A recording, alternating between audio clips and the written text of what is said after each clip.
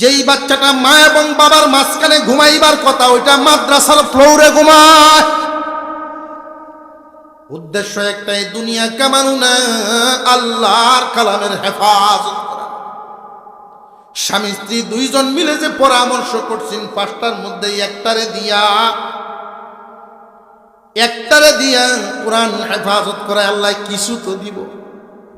ওই কিছুটা হইল, আল্লাহ বলেন যে সমস্ত মানুষেরা কোরআনের হাফেজ হয়েছে, আলেম হয়েছে, মা বাবার কি পরিমাণ অবদান কুরবানি। রে ফেরেশতারা, হাসরের মাঠে তালাশ দাও, হাফেজ আলেমের মা বাপরে সবাই রে একত্রিত করে এক কিনারে আনো, আর মা বাবার মাথায় আলোকিত নুরানি টুপি পরাইয়া দাও। হাফেজ আলেমের অবস্থা কি হবে সেটা পরের হিসাব, আগে মা বাপরে ইজ্জত দাও, মা বাপরে ইজ্জত দাও। আসমানের নিচে সমস্ত মানুষের মধ্যে সম্মানী হলো মুমিনগণ। মনে আছেন? আসমানের নিচে জমিনের উপরে সবার মধ্যে সম্মানী হলো মুমিনগণ। 1000 কাফের একদিকে, আর একজন ইমানদার মুমিন এক জায়গায়। দামিকে 1000 না একজন। আল্লাহর ঘোষণা এটা, মুমিন তোমাদের মধ্যে মুমিনরা দামি, ইজ্জতওয়ালা। মুমিনরা রে তোমাদের মধ্যে দামি হলো তারা আমার ইলম পাইছে যারা। শতকরা কয়জন এমন আছেন যে বড় হইয়া শিখছেন? আমরা যেহেতু পারি না, আমরা তো পারত না, এই জন্য ছোটবেলায় পড়ানি। 2জন আলেম সাথে দিয়া আমাদের কেন্দ্র মার্কাজ থেকে 16 জনের একটা জমা, মুরব্বী সব বুড়া। এরা তেলাওয়াতের হালত ভালো না, আমি বলছি ফাজাইলে আমলের তালিমটা একটু কমায়া দিয়া সূরার মশক বাড়াইয়া দিবেন। অন্তত 40 দিনে যেন নামাজটা সহি শুদ্ধ হয়। কারণ নামাজ বঙ্গের যত কারণ, নামাজ নষ্ট হওয়ার যত কারণ আছে, ও শুদ্ধ তেলাওয়াত। কথা বুঝে আসছে? তাব্বাত ইয়াদা আবি লাহাব ওয়া তাব, মায়া আগে না ওই নামাজ। অনেকে ফোর্সছি তো, হুজুর ফোর্সছি তো, হাজির হয়েছে, নাম্বার পাইতেন না। দুনিয়াটা পরীক্ষার একটা হল। পরীক্ষার হলের নিয়ম কি? ভুল লেখো আর শুদ্ধ লেখো, বাধা দেওয়া হবে না। জমা দেও, বুঝবা কোন দিন, ফলাফল পাইবা যাই দি। ফললা না কেন? দুনিয়ার সব শিখতে পারছো, এটা শিখলে না কেন? 26 দিন 40 দিনের জমাতে পাঠাইছি, গেছে নারায়ণগঞ্জ থানা। 26 দিনের মাথাতে একটু রেকর্ড করে পাঠাইছে আমাদের। হুজুর এই যে টানা টানি বাউ তো হয় না। রেকর্ড পাঠাই, হাম্মালা তাল ফাতাল, হাম্মালা তাল ফাতাল, হাত আর কোথায়। এই জন্য ছেলে হোক আর মেয়ে হোক, আমরা যে একমুখী পড়াশোনা করাই, এতে লসটা কি জানেননি? লসটা কি জানেননি? একটা ঘটনা মনে হয়েছে, এই ঘটনা কয়ে শেষ।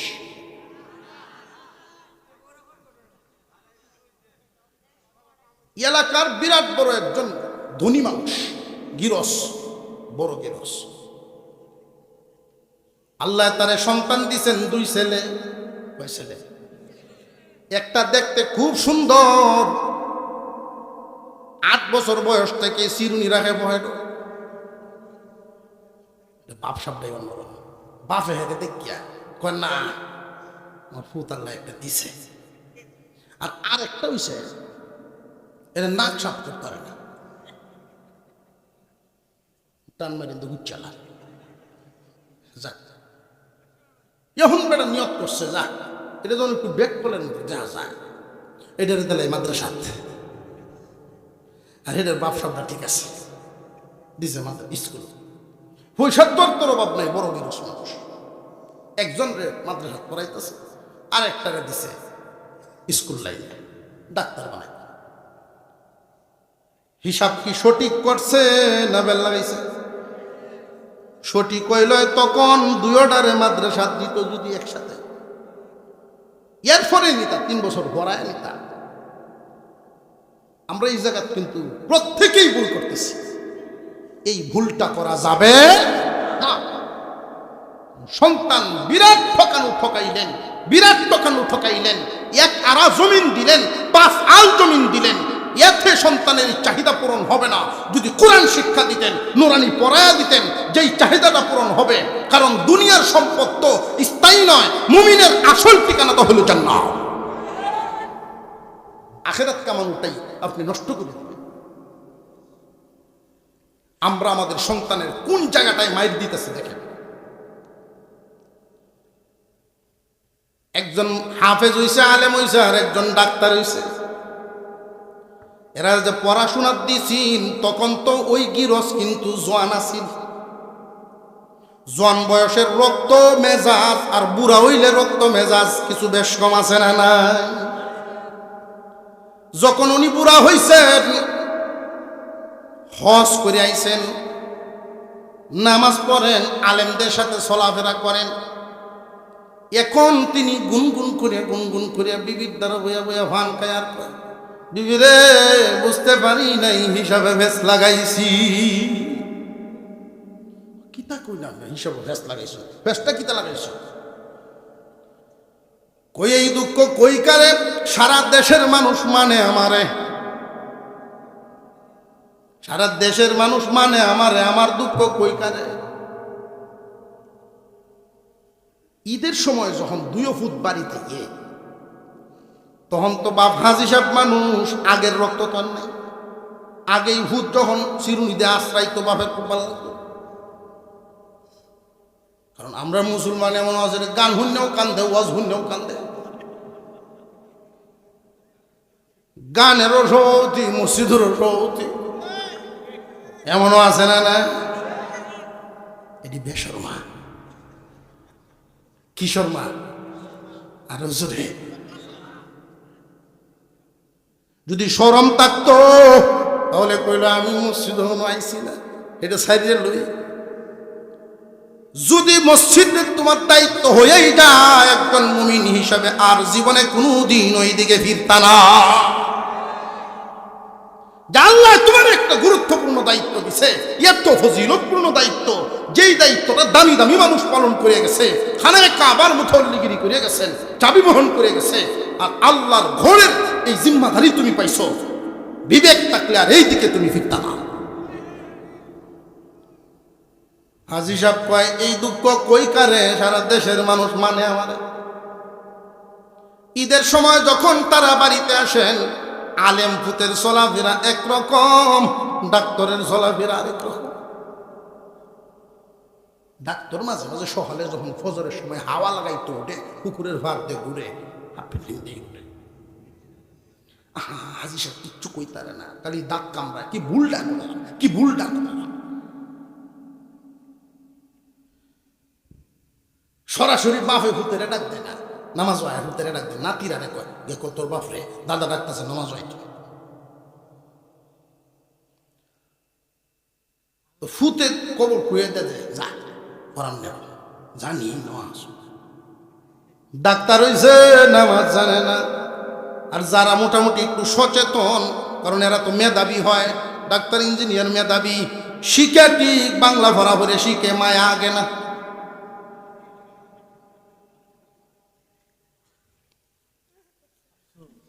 বুঝে আসতেছে আপনাদের? ঈদের দিন সকালবেলায় হুজুর ছেলেটা আস্তে আস্তে বাবার রুমের ভিতরে ঢুকতে চাইতেছে। বাপে বুঝতে পারছে, আইরে হুত কি ব্যাপার, পকেট তো 10,000 টাকা দিছে ভাই। আব্বা কুরবানি দিবেন, আপনার এই কুরবানির সাথে আমার একটু সামিল করবেন, কারণ কুরবানি দেওয়া ওয়াজিব। আমিও তো মাল কিছু কামাই, এই সহায় সম্পত্তি সব কিছুর মালিক তো আপনি, কিন্তু ওই যে এই লাইনে দিনই লাইনে চলাফেরার কারণে আমারও তো কিছু মাল জমা হয়ে গেছে, এটার উপরে কুরবানি ওয়াজিব হয়ে যায়। আমি যদি আলাদা গিয়া কুরবানি দেই, দেখতে সুন্দর না, বাপ থাকতে এটা আলাদা কেমন হয়? আব্বা আপনার সাথে আমার সামিল করে লাইন 10,000 টাকা দিয়ে গেছে।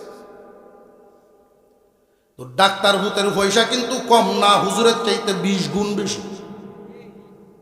ডাক্তারে দেয় না, কারণ হলো আব্বার এই দোকান বাড়ার পয়সা আছে, গৃহস্থির পয়সা আছে, এত টাকা দে বাবাই করবো কি, আমি কেন লাগিন দিতাম, আব্বাই দিলে তো আমার হইব। এটা বুঝছেনি? আরো জোরে কর।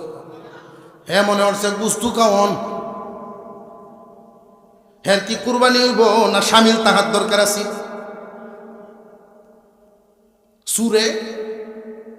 সুরি হইলে কুরবানি দিচ্ছে। এমন মানুষ না সুদ ঘুরে যে কুরবানি দেয়, আছে না? সুরের থেকে কি সহি শুদ্ধ নাকি সুদগুর? 7 জনে মিললে দিলেন একটা সুদগুর, সব দিবা। হ্যাঁ হ্যাঁ, যেই কথা কইছি কাল হয়তো দুহানো মনে হয় আলোচনা সমালোচনা শুরু হবে না। হুজুর কি তা কইয়া গেল, একজনের ডাবা দিলে সবার বাদ, তুই বালা মানুষ কই ভাই আমাকে আমরা হুজুরে যেই কথা কইলেন, এই সমালোচনা কিন্তু ওই বটি কইল। এর লাগিন ফটটাও বাইর করে দেওয়া যায়, সুদ করে মিললে দিবেন, তোর কোনো ঝামেলা নেই। আপনার যদি সুদ করবেন আর একজনের বালা কুরবানি নষ্ট করবেন না, যে সুরের কুরবানি দেখছে সুরি উঠে একদিন পরের দিন বেওয়া এসে বেড়ানি কত দিয়ে আনছিলেন দেয় গরুটা, আপনি বোঝা জানেন না? জানি হেইডা চক্ক লাগ যাবো সুন্দর চলে গেছি, শহের জিনিস কুরবানি, শহের জিনিস কত কি লাভটা হলো? চুরি অনলাইন আনিয়ে দিলেন, চুরি হচ্ছে গুণা হয়েছে, কুরবানি দিছে জবাব হয়েছে, দেখুন যে মাছ লাড়া যেতেছে, সবে গুনায় সমান, বুঝতে গাইলাম মাছ কেন? বাবার ইন্তেকাল, এই যে হাজী সাহেবের সমস্ত সম্পদের মালিক কি ছেলেরা না হাজী সাহেব? বাবা জিন্দা থাকাকালীন সময়ে সম্পদের মালিক কি সন্তানরা হবে না বাবাই? দিন যদি বুঝতো তাহলে সন্তানরা আজকালকার জামানায় দেখবেন এই কথাটা না বুঝার কারণে অনেক বাবারে জমিন বেচে হজ জনের লাগিন ছেলেরা দেয় না। যদি নুরানি পর্যন্ত পড়াইতো, দিনের বুঝ ভিতরে থাকতো, তাহলে সন্তানরা এই জাতের কথা বলতো না। আপনাদেরকে একটা কথা বলিয়া দেই, রে মুসলমান, সন্তানকে যোগ্য করেন। যোগ্য যদি সন্তান হয়, আপনি কি রাইকা গেলেন এইগুলোর দিকে নজর দিবে না। আর সন্তান যদি মুসলমানের সন্তান উভয় দিক পড়াশোনা করে, পুরাপুরি যদি যোগ্য না হয়, পাহাড় পরিমাণ সম্পদ রাইকা যাইবেন, তার অভাব দূর হবে না। ডাক্তার যেদিন ছুটি কাটায় জায়গা, নাতিরারে দেখ কমায়, এত টাকা দাদা করবো কি, তা গাড়ি ভাড়াটা লই আয়, 10,000 টাকা যাই ভোটা হালাগা হাজি সব দিব, বাপেও দে। কিন্তু হুজুর ভূতে এই কাম করে না, বরং মা বাপের লাগিন আরো যা ভাড়ায় আনে। এরারে বিদায় করার পর হাজি সাহেব আর মুরব্বী মহিলায় কয়, একসাথে বইলেই যখন গান গায়, মনের দুঃখ কারে কই, কি হয়েছে আরো পরে কইয়া, আমার 2টা পাঞ্জাবি বাস করো আর ব্যাগটা একটু গুছায় যায়, আমি একটু সফরে বাইরে যেতাম, শহরও যাই, আমার 2 ফুটের হালত দেখতাম, 2 যে 2 লাইনে ভরাইছি, কার কি গতি দেখতে গেছে, ফইলাই গেছে। ডাক্তার 5 বছর আগে একবারে আইছি, গিয়া দেখে সব পরিবর্তন। শহর যেই বাসার থাকে উনি, এই বাসার সামনে একটা খালি জায়গা আছে, এই খালি জায়গাটা এখন দেখা যায় মুডা মুডা ভিলার দিয়া বিশাল এক বিল্ডিং উঠতেছে। যেই মাত্র হাজি সাহেব গিয়া নামছে, আগে তো দাঁড়িয়ে আছেন না, এখন 5 বছর পরে হজ করছে, নামাজি মানুষ দাড়ি ধরে রেখে পাঞ্জাবি জুব্বা, মানুষের পরিচয় পায়, তার সাথে আলাপ আলোচনা করে। আপনার ভূতে এই জায়গা কিনছে, এই বিল্ডিং তুলতেছে, আপনি কি জানেন না? হাজির চোখ দিয়া গড় গড় করে পানি বেরিয়ে গেছে। ভূতের কামাই ভূতে করে, এত কিছু আমারে বলে না যদি আমি ইতিহাস চাই। কিন্তু যেটারে হুজুর বানাইছি, এটা একটা সাইকেল কিনছে গতবার বাসার থেকে মসজিদ আউনে যাওয়ার লাগি। এই সাইকেলটা কিনবো আমার কাছ থেকে আগে অনুমতি লইছে। তার কথা হইল, আব্বা আপনি যদি কইয়া দেন আল্লাহ অ্যাক্সিডেন্ট থেকে আমারে বাঁচাইব। দিনী বুঝ আর দুনিয়া খুব ভালো করে বুঝবেন। কোরআনের নূর যার ভিতরে ঢুকে না, ওই মানুষ দুনিয়াদার হয়, দিনদার হয় না। বিল্ডিং করে আমার প্রতি এত দামি জায়গা রাখলো, আমি শুনলাম না, আমারে মুখ দিয়া কইল না, চোখ দিয়ে পানি বেরিয়ে গেছে। আর আমার ওই ফুট গরিব তাকো সাইকেল কিনছে, এটাই আমারে কইয়া লইছে। তার মনে উঠছে, চোখের পানি উঠছে। কাটেন কইব, দুঃখ কইবার জায়গা আছে? বাসা তার যাইতো না, মনোদুঃখ হয়ে আসছে। বাসার দিকে আর গেলেন না, উনি ঘুরে চলে আসতেছে। এ ভাই ভ্রমণ হয়েছে, আর কিছুক্ষণ চলুক নাকি? ঠিক আছে, এই একটা একজন কাস্টমার পাইছে ইনশাআল্লাহ। আল্লাহ ফজরের নামাজ না পড়ে বাবা ঘুমান না যায়, তবে আমারই লোক হেরান।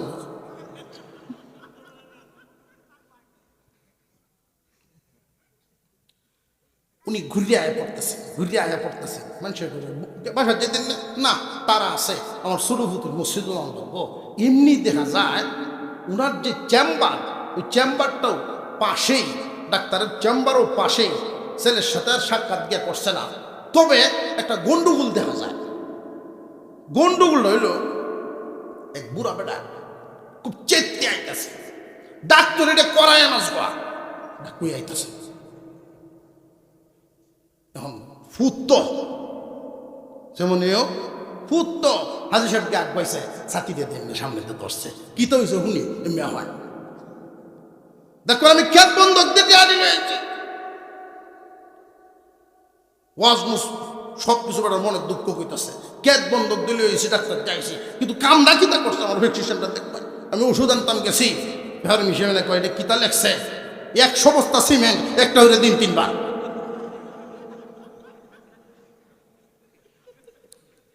একশো বস্তা সিমেন্ট লেখে একটা। এখন হাজি সাহেব টান দিয়ে ঘুরারে, আমি যাতে ধৈর্য কয় এটা কেউ টেন কখন যেত না। ডাক্তারের দোষ নাই, দুষ্ট হইল ডাক্তারের বাপে।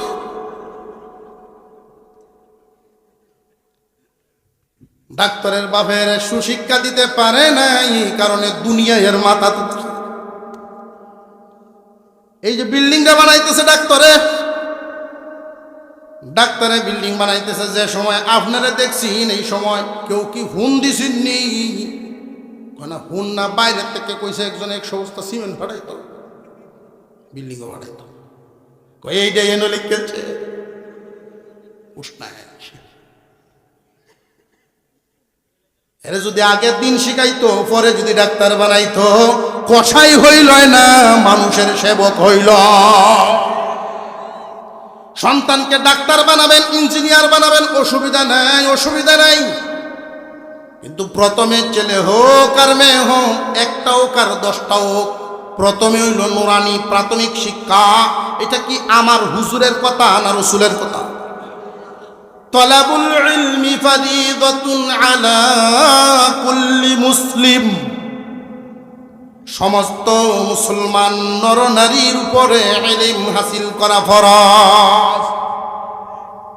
রে মুসলমান, দুনিয়ার শিক্ষা সন্তানকে দিবেন, কোনো অসুবিধা নাই, তবে জানিয়ে রাখবেন একটা কথা, দুনিয়াবি যতটা 20 বছর যে শিক্ষা দিলেন, এটার ফলাফল ভোগ করব শুধু আপনার সন্তান, আপনি না।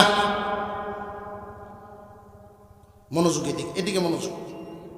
দুনিয়ার লাইনের স্কুল কলেজ ভার্সিটি ডাক্তারি ইঞ্জিনিয়ারিং দেশি বিদেশি যত সার্টিফিকেট দুনিয়ার শিক্ষা যা দিলেন নিষেধ তো না জায়েজ আছে, তবে ফলাফলটা বলতেছি, দুনিয়ার শিক্ষার ফলাফল ভোগ করবে সন্তান একা, আর নুরানি পর্যন্ত যে পড়াইছিলেন এটা ভোগ করবে ছেলেরও আপনারও।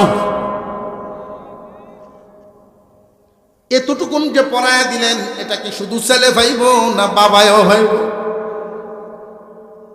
বাবায় কেমনে ভাইব দেখেন, অল্প একটু বলিয়া দেই। বাবার ইন্তেকালের সময় যখন সখরাত আরম্ভ হয়, হুজুর আকরাম সাল্লাল্লাহু আলাইহি ওয়াসাল্লাম বলেন 500 ফেরেশতায় চাপ দিয়া ধরে শ্বাস বের করার, রূহ বের করার জন্য 500 ফেরেশতার চাপ একসাথে। মুমূর্ষ ব্যক্তি চিল্লায়া বলতে থাকে, তোমরা কারা গো? যদিও জবান দিয়া কথা বের হয় না, চিল্লাইতে থাকে ভিতরে, তোমরা কারা গো? আমার এত জোরে চাপ দিলাও, প্রয়োজনে আমার স্থাবর বাড়ি ঘর দোকানপাট দুনিয়াতে যা কামাইছি সব লইয়া যাও, তবু আমার চাপটা একটু কমায়া দাও। হাজী সাহেব, এই চাপ তো কমে না, মনে আছে না ঘটনা? চাপ তো আর কমে না। এমনি ডাক্তার ফুটাইছে, খবর হয়ে গেছে, আব্বা আপনার বড় ছেলে, আমি আমার চিনছেন, চিনছি, তোমার যে ভরাইছি বহু পয়সা আমি খরচ করছিলাম, অনেক বড় শিক্ষিত বানাইছিলাম, ডাক্তার হইছ, কত রোগী জীবনে দেখলাম। বাবারে, তোমার সকল কৌশল শিক্ষা দিয়া যদি পারো রে, আমার চাপটা একটু কমায় দাও। আসেনি মেডিকেলের এমন কোন থিওরি ফেরেশতাদের চাপ কমাইব? মেডিকেল সায়েন্স আছে? আল্লাহর পয়গম্বর বলেছেন, বিশ্ব নবী বলেন, মুমূর্ষ ব্যক্তির সামনে যদি কেউ সূরা ইয়াসিন তিলাওয়াত করেন, আল্লাহ রাব্বুল আলামিন তার চাপের অবস্থা কমায়া হালকা করে দেন। হুজুর সাল্লাল্লাহু আলাইহি ওয়াসাল্লাম আয়াই পড়াশোনা করছে।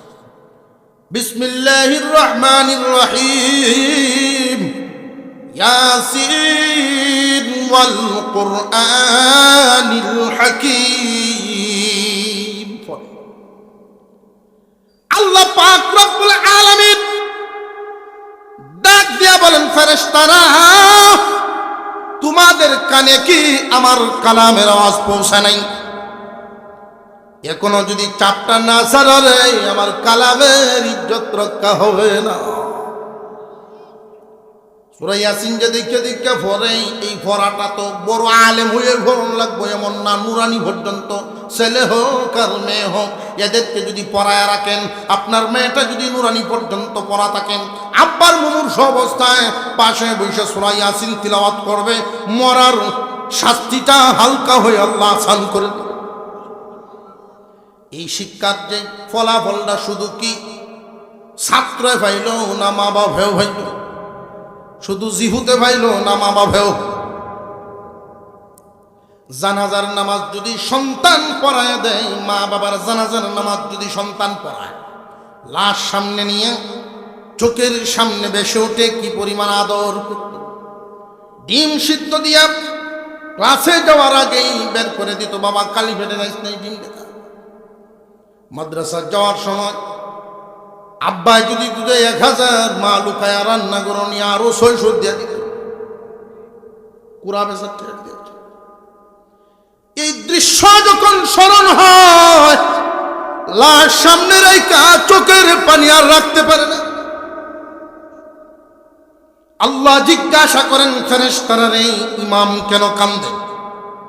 ফেরেশতারা বলেন, ইমামে আর এই লাশের রক্তের সম্পর্ক আছে।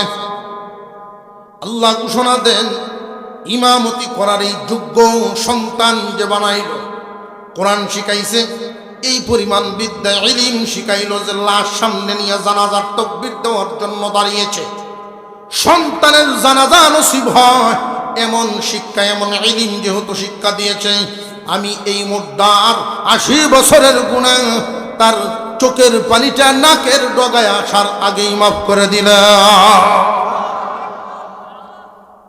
এই শিক্ষার বদলা কি শুধু যে হাসিল করছে সে পাইছে, না মা বাবাও হইল?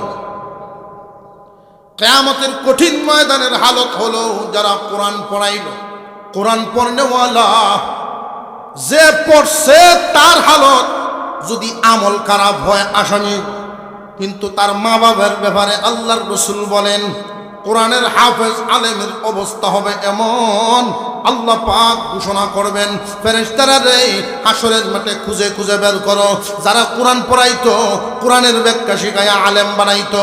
সন্তানাদি আলেম বানানোর কারণে এর ফজিলত কি হবে খুব ভালো করে বুঝেন। নুরানি পর্যন্ত পড়াইলাম, এটা তো হাফেজ আলেম জাসি ডাক্তার ইঞ্জিনিয়ার যত মুসলমান নারী হোক আর পুরুষ হোক সবার জন্য জরুরত আছে না নাই? নফল মুস্তাহাব না ফরজ? ফরজ রেখা সবার জন্য ফরজ। কিন্তু আরেকটা দল রইল হাফেজও ফরজ না আলেমও ফরজ না, কিন্তু আলেম হইছে হাফেজও হইছে, সন্তানকে আলেম বানাইছে, সন্তানকে হাফেজ বানাইছে, সন্তান পাঁচটার মধ্যে নুরানি ফাস্টারি পড়াইছে, স্বামী স্ত্রী দুইজন একসাথে বৈশা পরামর্শ করে সাইটটারে দুনিয়ার লাইনে পড়াশোনা করাই, একটারে আমরা দিনী লাইনে পড়াশোনা করাই, হাফেজ বানাই আলেম বানাই, এর বদলাই তো কিয়ামতের দিন আল্লাহ আমাদেরকেও কিছু দিবে। আল্লাহ যে কিছুটা দিবেন আলেমদের জবান থেকে শুনছেন, শুনে আগ্রহ যাচ্ছে। হাফেজের মা হবে, আলেমের বাবা হবে, এই আগ্রহ নিয়ে হাফেজ আলেম বানাই। কিয়ামতের কঠিন ময়দানে আল্লাহ পাক রব্বুল আলামিন লৌহে মাহফুজকে জিজ্ঞাসা করবেন, রে লৌহে মাহফুজ তোমার কাছে আমার কালাম ছিল, কালাম দাও। আল্লাহ আপনার কালাম তো আমার হেফাজতে ছিল, জিবরাইল আমিন আমার কাছ থেকে নিয়ে গেছে। জিবরাইল আমার কালামের হেফাজত করছনি, কই রাখছ? দাও। আপনার কালাম ক্রমান্বয়ে 23 বছরে আপনার হাবিবের কাছে পৌঁছাইছি, হেফাজতের কোনো কমতি হয়নি।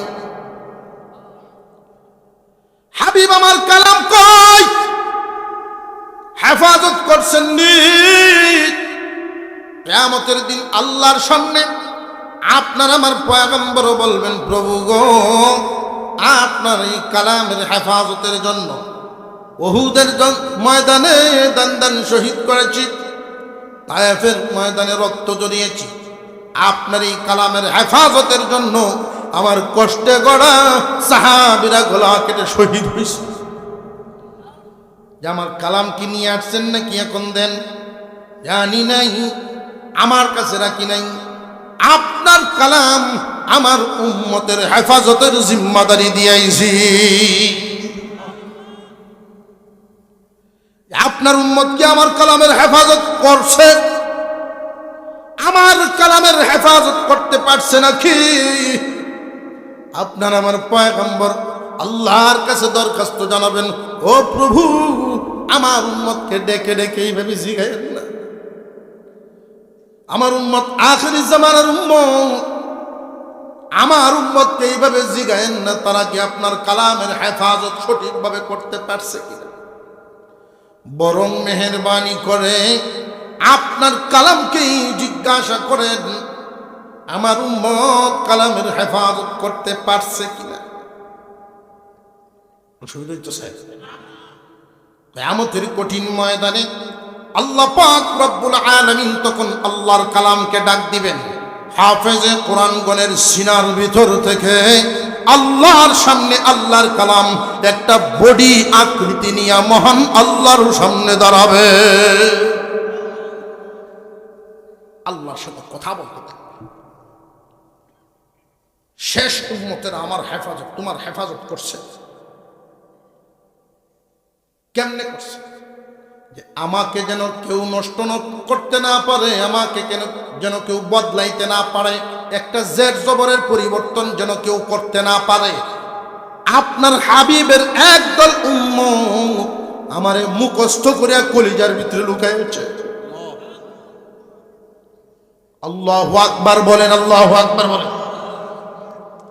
মুখস্থ করে ফেলছে। মুখস্থ করার জন্য 7 বছরের শিশুটা যেই বাচ্চাটা মা এবং বাবার মাঝখানে ঘুমাইবার কথা ওইটা মাদ্রাসার ফ্লোরে ঘুমায়। উদ্দেশ্য একটাই, দুনিয়া কামানো না, আল্লাহর কালামের হেফাজত করা। স্বামী স্ত্রী দুইজন মিলে যে পরামর্শ করছেন, পাঁচটার মধ্যে একটারে দিয়া কোরআন হেফাজত করে আল্লাহ কিছু তো দিব। ওই কিছুটা হইল আল্লাহ বলেন যে সমস্ত মানুষেরা কোরআনের হাফেজ হয়েছে, আলেম হয়েছে, মা বাবার কি পরিমাণ অবদান কুরবানি। রে ফেরেশতারা, হাসরের মাঠে তালাশ দাও, হাফেজ আলেমের মা বাপরে সবাই রে একত্রিত করে এক কিনারে আনো, আর মা বাবার মাথায় আলোকিত নুরানি টুপি পরাইয়া দাও। হাফেজ আলেমের অবস্থা কি হবে সেটা পরের হিসাব। আগে মা বাপরে ইজ্জত দাও, মা বাপরে ইজ্জত দাও। আসমানের নিচে সমস্ত মানুষের মধ্যে সম্মানী হলো মুমিনগণ। মনে আছেন? আসমানের নিচে জমিনের উপরে সবার মধ্যে সম্মানী হলো মুমিনগণ। 1000 কাফের একদিকে, আর একজন ইমানদার মুমিন এক জায়গায়। দামিকে 1000 না একজন? আল্লাহর ঘোষণা এটা। মুমিন, তোমাদের মধ্যে মুমিনরা দামি, ইজ্জতওয়ালা। মুমিনরা রে, তোমাদের মধ্যে দামি হলো তারা আমার ইলম পাইছে যারা।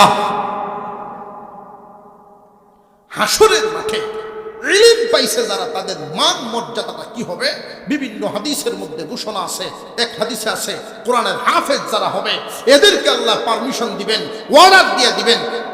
আসামি এইরকম সাজা হয়ে গেছে,